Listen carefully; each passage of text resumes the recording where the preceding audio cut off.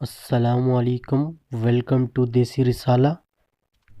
Viewers, عام طور پر لوگ جسم کے دیگر حصوں کی صفائی کا تو بہت خیال رکھتے ہیں، لیکن ناف کو نظر انداز کر دیتے ہیں۔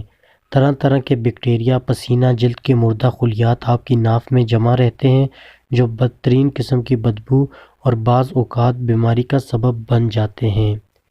ناف میں جمع ہونے والے جراثیموں کی وجہ سے انفیکشن، سوزش، خارش وغیرہ جیسی بیماریاں عام پائی جاتی ہیں۔ ماہرین صحت کا کہنا ہے کہ ان مسائل سے محفوظ رہنے کے لیے آپ کو اپنی ناف کی صفائی روزانہ کرنی چاہیے، اور ناف کی صفائی کے بعد اسے صاف کپڑے یا تولیے سے خشک ضرور کریں۔ اگر آپ اسے صاف کرتے ہیں لیکن نمی اس کے اندر باقی رہتی ہے تو وہ بھی بدبو اور انفیکشن کا سبب بن سکتی ہے۔ کچھ لوگ ناف کو بھی اس طرح چھدوا لیتے ہیں جیسے کان یا ناک چھدوائے جاتے ہیں۔ یہ لوگ ناف کی پوری طرح صفائی نہیں کر پاتے، جس کی وجہ سے انفیکشن کا خطرہ بڑھ جاتا ہے۔ اسی طرح موٹاپے کے شکار افراد بھی ناف کی صفائی میں سستی کا مظاہرہ کرتے ہیں، جو بیماریوں کا سبب بن سکتی ہے۔